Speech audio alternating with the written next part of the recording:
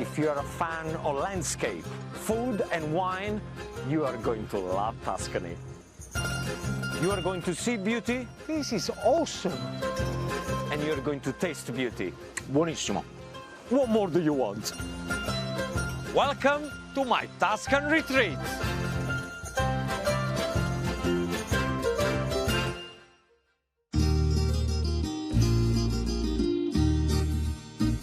The medieval hill town of Siena lies 43 miles south of Florence.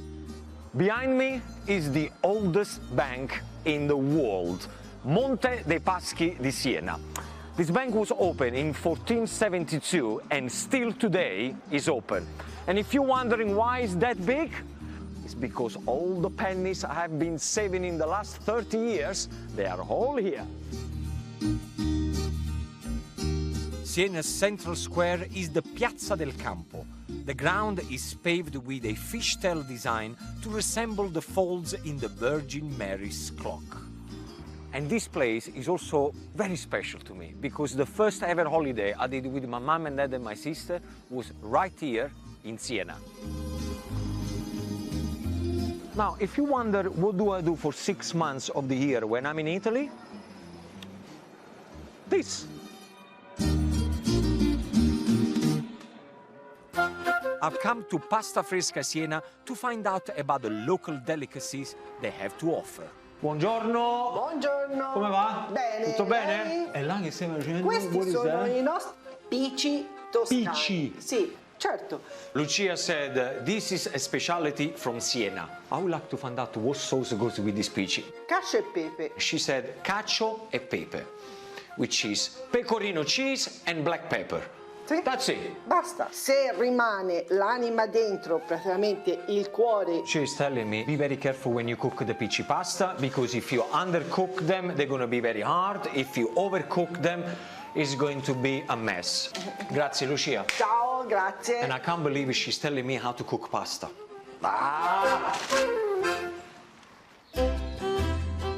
Feeling inspired, I head back to my villa to get cooking. Now that we have Lucia's pasta, the famous Pici from Siena, I think it's only fair that I'm going to make cacio e pepe. You need the pasta, you need the cheese, and you need black pepper. First thing that we need to do, we need to boil the pasta, we need to cook it. As I always say, when you cook pasta, you need to make sure that the water is salty, okay? Because otherwise the pasta is going to be absolutely tasteless. So, salt goes in there, pasta goes straight in. I'm going to take this pasta out when it's super al dente. So when it's about 8.5 to 9 minutes, I'm going to take it out. Now, peppercorn. Just put a half handful of peppercorn will do. So what you do, you just crush them down. You can buy them already crushed. Absolutely fine. Okay, happy with it. The first thing that we're going to do now, we're going to toast the peppercorn. So then all the flavor comes out. Do that for about 20-30 seconds and then straight away add some water from the pasta. Like that. And let's talk about the cheese. I'm using pecorino romano. Grate it, take out some of the water and put some of the water on top of the cheese, like this. So you create like a cheese paste. Now the pasta, we want to make sure that it's super al dente. So the only way to do it, don't you even think about it to throw on the wall or anything like that. You're gonna have to taste it. Perfect. Now, pasta goes into the sauce. Add a little bit of the cooking water into the pasta like this.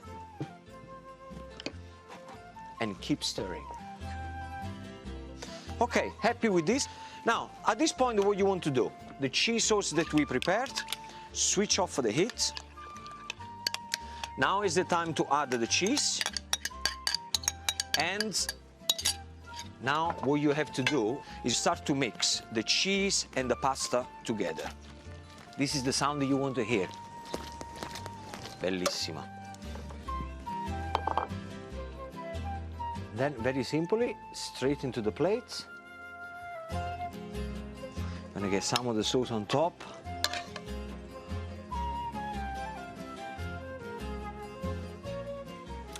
And there you have it. Pici pasta, cacio e pepe. Simple as that.